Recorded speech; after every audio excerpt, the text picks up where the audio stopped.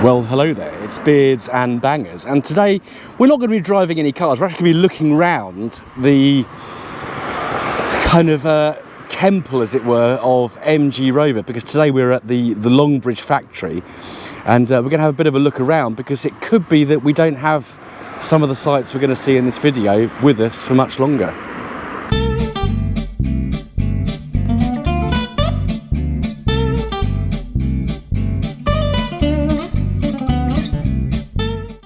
So those of you who've been to Pride of Longbridge will recognise where I am. So I'm in Low Hill Lane in Redevelopment, which is a little village near Longbridge. Matt's just driving in. We're going to get the car up on the iconic plinth to show you what everyone likes to do when they come to this part of the world. But you'll recognise Cofton Park over the way here. So it's behind those trees. You've got the park where Pride of Longbridge is held. Now, Pride of Longbridge is it's an event that celebrates the closing of MG Rover in 2005. So it's held generally on the Saturday closest to the anniversary of April the 13th, 2005, when MG Rover finished.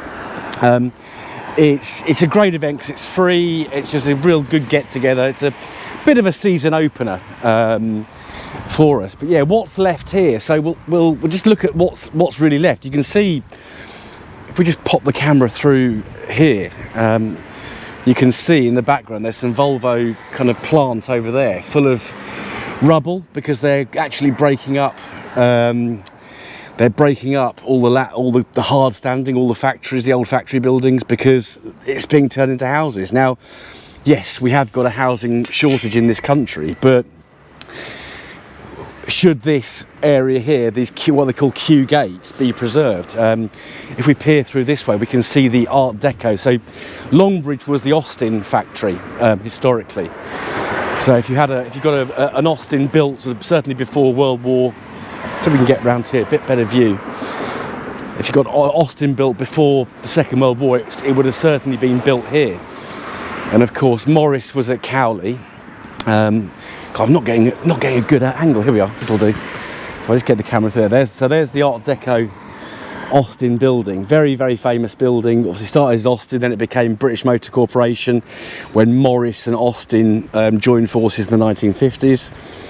And then it became British Motor Holdings and then British Leyland. And if you look over here, there's still some bits and bobs kind of scattered around. So there's a long wheelbase Rover 75, just wearing the fork alloys, just to the left of where that wooden fence is. There's some modern MGs as well. There's some sort of chassis there. So it's obviously owned by MG Motor UK, which is the UK subsidiary of the Chinese SAIC-owned MG Rover.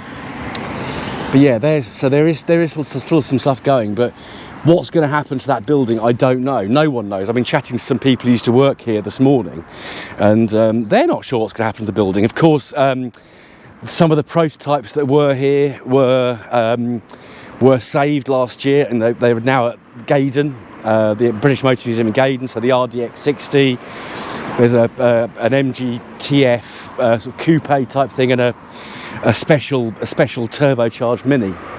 But yeah, this is what we're left with. But how long it's going to be here? So these trucks, last time I was here was probably 12 months ago, maybe, no, less than that, probably 6 months ago. I was actually up here for work, and those trucks weren't there. But we'll drive round to the other side of the site in a moment and have a little look. But before we do that, so Matt, this is the thing that everyone wants to do when they come to this part of Birmingham.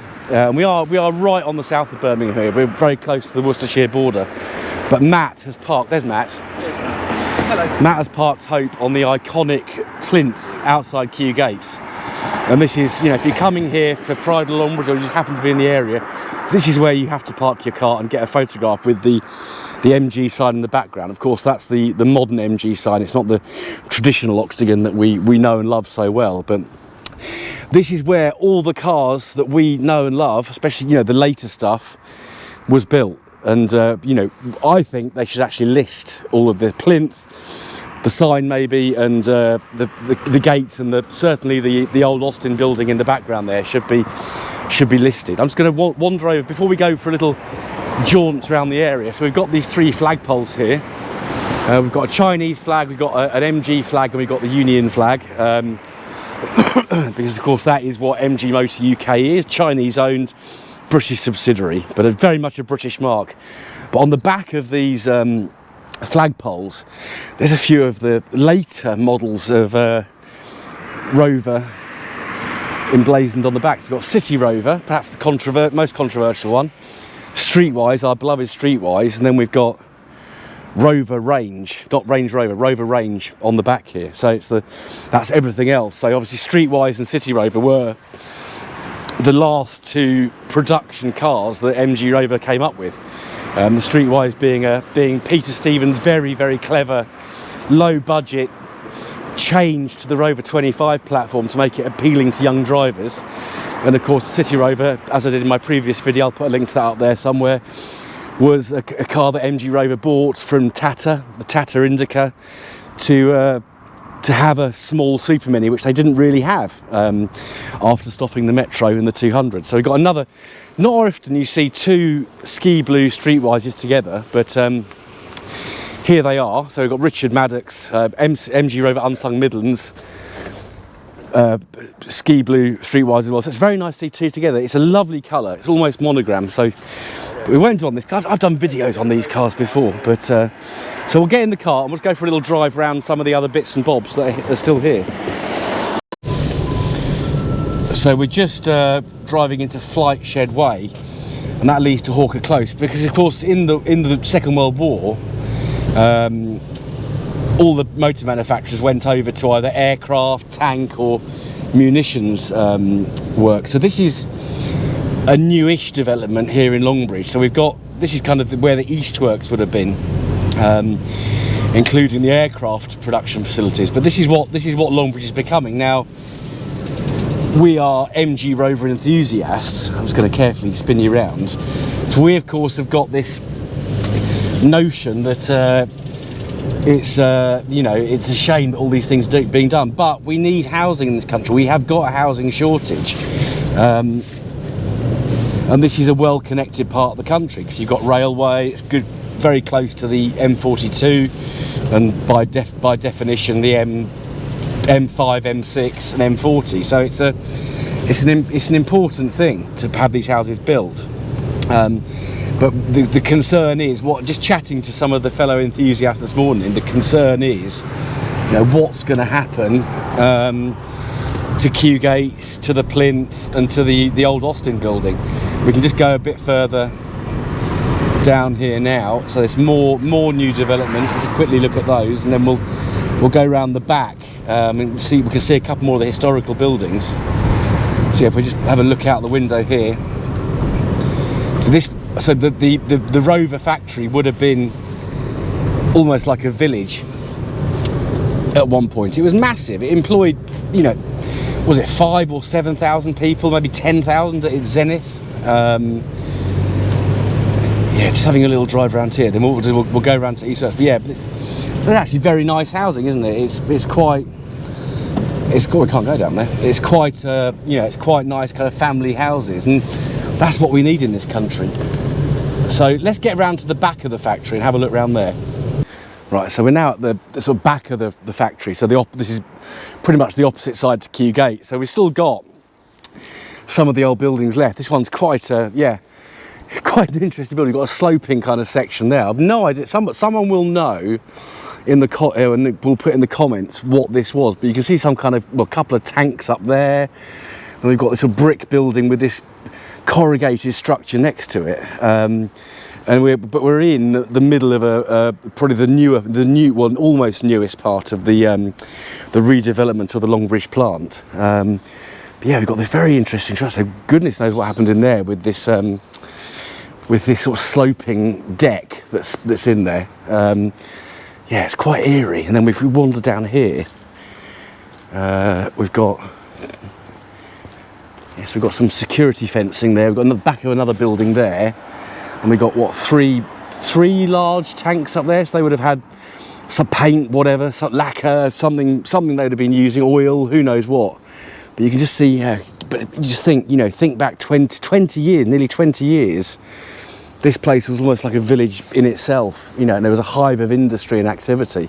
So we're just going to head down there to where that tower crane is, because this is we're going to have a look at the newest part of the Longbridge redevelopment now.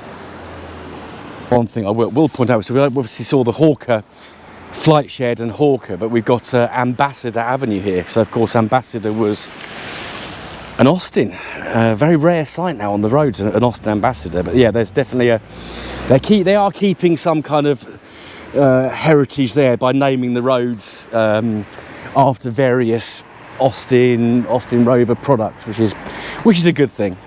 So let's just head down to the bottom of the road and look at this new site down the end. Yeah, so we're now at the newest. This is the latest development at Longbridge. This is by St Modwen, so some kind of developer. But look, yeah, real modern methods of construction being employed there. We'll actually get out of the car and have a look. But yeah, there's more modern housing down here. We've got Ascot Way, so obviously that's named for the Austin Ascot. But we'll just jump out here and have a quick look. I'll leave the car running so it stays nice and warm. It's so cold. I say I'd much rather be. I was at the unit all day yesterday, and it took me a long time to get warm last night. But yeah, so these are. I'm guessing this is phase one. So that's what these ones that are being built looks like. But yeah, concrete frame with brickwork. But yeah, here's the latest part of the Longbridge redevelopment. So I'm guessing where we saw that plant, those sort of Volvo tipper and diggers earlier, they're going to probably extend this scheme, or there'll be another scheme coming up. Kind of what it is, you've got with brownfield sites like this, you have to go through all sorts of contamination checks and, you know, various things like that. So yeah, this is what Longbridge is going to become. But what are the fate of Kew Gates? Well, let's head back to Kew Gates and finish the video up there. There's an old office building up there. That's a conference centre, I think, up there, but that looks like it's probably still in use. Yeah, but this is when you drive up Low Hill Lane. This is the view that greets you. It's iconic, isn't it? There's that MG Rover sign.